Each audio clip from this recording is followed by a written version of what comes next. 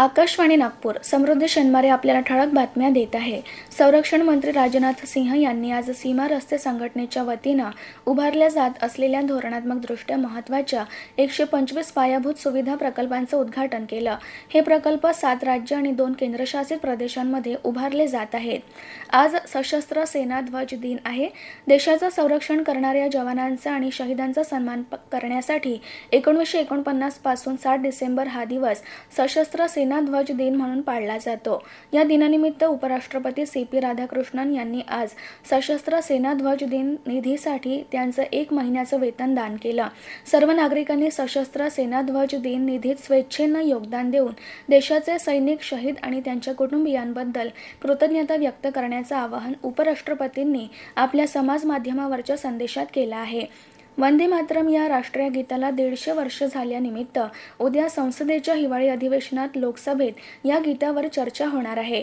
पंतप्रधान नरेंद्र मोदी या चर्चेला सुरुवात करतील. दुपारी 12 वाजता चर्चेला सुरुवात होणार आहे. त्याचप्रमाणे निवडणूक सुधारणा या विषयावर 9 डिसेंबरला चर्चा होणार असल्याचं सर्वपक्षीय बैठकीत निश्चित झालं आहे. गडचिरोली जिल्ह्यातील दुर्गम एटापल्ली तालुक्यात एकात्मिक उपजीविका विकास प्रकल्पाची अंमलबजावणी सुरू झाली आहे.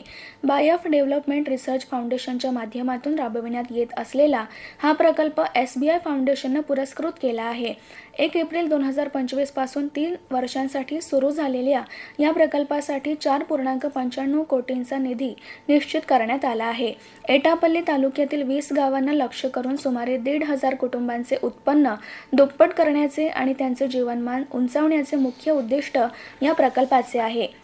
गुवाहाटी मास्टर्स 2025 बॅडमिंटन स्पर्धेत भारताच्या संस्कार सारस्वत आणि मिथुन मंजुनाथ यांनी सरळ सेटमध्ये विजय मिळवत पुरुष एकेरीच्या अंतिम फेरीत प्रवेश केला आहे.